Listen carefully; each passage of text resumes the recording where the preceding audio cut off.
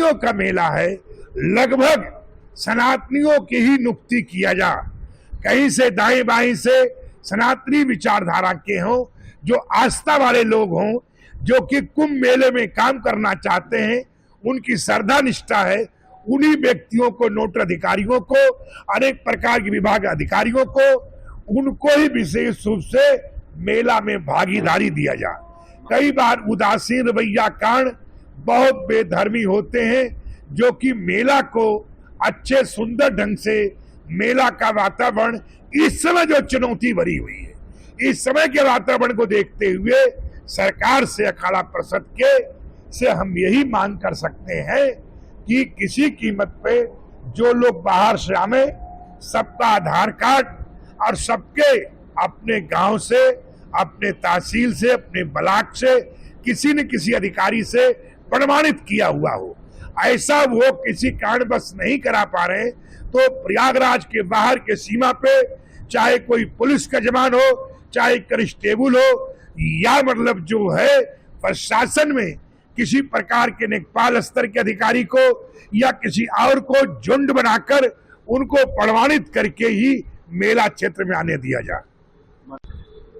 मेला में किसी को भी सरकार उनको लेकर आवे, सुरक्षा कर्मी के साथ लेकर आवे, मेला में जहां उनको घुमाना है घुमाए जा, और फिर उनको मेला से सरकार सरकुशल उनको बाहर ले जाए। ये मेरा कहने, उनको यहाँ मेला में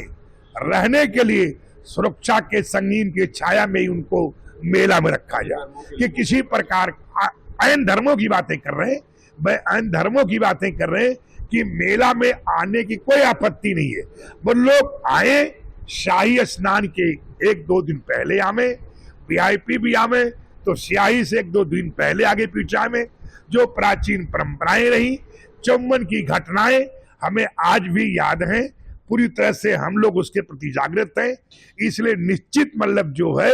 उनको आए, मगर संगीन की छाया में आवे, और संगीन की छाया में ही मेला क्षेत्र से बाहर जाए। कहीं मेला में कोई गलत गतिविधियों में उनके द्वारा या उनके नाम के कारण या आईएएस के रूप में, किसी विदेशी नागरिक के रूप में यहाँ मेला में आके गड़बड़ी न कर सके, ये सुरक्षा व्यवस्था काम है। किसको लाना है वो लाएं, पर उनको संगीन की छाया से ही मेला क्षेत्र से सुरक्षा व्यवस्था के साथ उनको बाहर ले जाया जाए। आगे कुछ और? महाराज जी, अन्य धर्मों के लोगों को शिविर लगाने की अनुमति होनी चाहिए। ऐसा है कि मेला क्षेत्र में देखिए, भारत में अनेक प्रकार का लोगों का खाना पीना है, हर राज्य में हर जगह यहाँ खाना पीना है, लोग आप रुचि भोजन करते हैं। हमें पहला काम है, सरकार उत्तर प्रदेश से एक डायरेक्ट मतलब जो है इसमें गजेटियर जारी करना चाहिए कि इसमें जो भी मेला क्षेत्र में रहेगा वो किसी तरह से गौ मांस का सेवन नहीं करेगा। पहले वो याद रहे, वो किसी धर्मी के व्यवस्था हो, हमारे नियम कानून को मानना पड़ेगा कि उसको कैसे यहाँ पे रहना है, उस वातावरण के अनुसार यहाँ रहकर, और वो यहाँ की पवित्रता को, यहाँ के देवी देवताओं को मलिक्ष के रूप से न रहे। इसलिए मेरी आग्रह है कि टिफिन में भोजन लेकर आप कुछ भी आते हैं, ये ध्यान करें कि आपकी टिफिन की इंक्वायरी हो सकती है। आप ध्यान करें, किसी प्रकार की पुलिसकर्मी नहीं किया तो साधु संत भी, जिसकी भी आप नियुक्ति करेंगे उसको हम लोग भी जांच कर सकते हैं। इसलिए विशेष रूप से आग्रह है कि चाहे जिसकी हो, खाने पीने का जरूर ध्यान रखा जाए जो मेला क्षेत्र में रहे। इस बात का ध्यान रखना चाहिए। मेला क्षेत्र के क्षेत्र में पहले भी मैं गणेश लाला जी को, यहाँ के जो मेयर साहब हैं, उनको मैं कह चुका हूं कि मेला क्षेत्र से कम 3 किलोमीटर बाहर तक उसको ध्यान रखा जा कि किसी प्रकार का मतलब जो है, जो भी व्यवस्थाएं हैं, बाकी मंडी बाहर किया जा, चाहे वो सब्जी मंडी हो, मांस मंडी हो, जो कुछ हो, वो मेला क्षेत्र से कम 10 किलोमीटर बाहर रखा जा, जिसको लेना हो जा सकता है, जिसको चाहे वहां से डेबरी मंगा ले। जो भी खाना पीना है मेला क्षेत्र का, गर्मा को ध्यान रखा जा। मेला प्रयाग का है, प्रयाग लोगों का काम है, प्रयाग के वासियों का काम है कि मेला के सरकुशल संपन्न कराएं, चाहे वो पंडा सभा हो, चाहे प्रयागवाल हो, चाहे संत हो, चाहे मीडिया के लोग हो, चाहे हमारे राजनीतिक लोग हैं, सबसे मेरी प्रार्थना है कि मेला को सुंदर स्वच्छ रखना, ये हम लोग सबका कर्तव्य है। सनातन धर्म के खिलाफ कोई प्रचार करते पाया जाता है तो किस तरह से आप?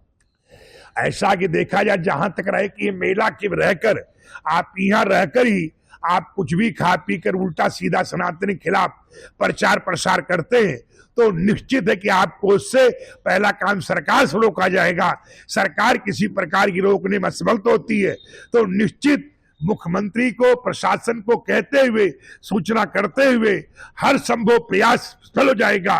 तो स्वयं भी न चाहते हम लोग उसको रोकेंगे कि किसी प्रकार से मेला क्षेत्र में सनातन के खिलाफ प्रचार प्रसार से पूरी तरह से रोक रखा जाएगा और रोका जाएगा। ऐसा है कि देखिए, ये शब्द जो है